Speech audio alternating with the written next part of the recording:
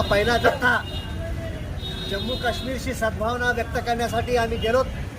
9 लोकांचा हा जत्था होता.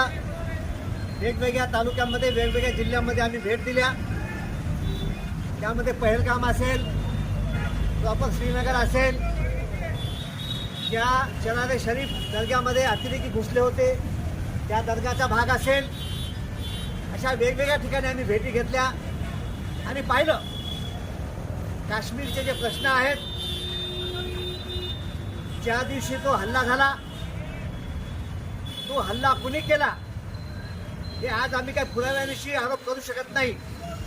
पण हा हल्ला कशासाठी केला गेला, त्या ठिकाणची जी जनता आहे, काश्मीरी जनता आहे, ही अशा कोणत्याही हल्ल्याच्या बाजूने नाही आहे. तो हल्ला अतिरेक्यांचा असो किंवा तो हल्ला कुणाचाही असो, ती जनता एकजुटीनं अशा घटनेच्या विरोधामध्ये उभी राहणारी जनता आहे. हे आपल्या साऱ्या देशानं बघितलेलं आहे आणि म्हणून आपलं कर्तव्य म्हणून आम्ही त्या ठिकाणी गेलो. काश्मीरचा जो प्रश्न आहे, भारत सरकारनं त्या ठिकाणच्या जनतेशी संवाद केला पाहिजे. त्या ठिकाणच्या जनतेला बाजूला ठेवून कोणताही प्रश्न ठिकाणी निघणार नाही. आमच्या देशाचे गृहमंत्री अमित शहा हे त्या ठिकाणी ही घटना झाल्यानंतर गेले आणि मिटिंग घेतली. त्या मिटिंगला खुद्द जम्मू काश्मीरच्या मुख्यमंत्र्यांना सुद्धा बोलावलं नाही. अशी जर केंद्र सरकारची वागणूक असेल तर प्रश्न सुटणार कसा.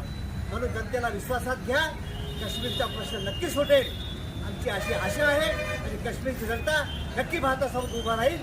जी त्यांची मागणी होती बोल की आम्ही भारतासोबत राहणार, पण जनतेनं दिलेले, सरकारनं दिलेले आश्वासन सरकारनं पाळले पाहिजेत हे आम्हाला त्या ठिकाणी दिसून आलं. आणि आम्ही जे काही गोष्टी आहेत ती सगळ्या जनतेशी त्या ठिकाणी सद्भावना व्यक्त केली.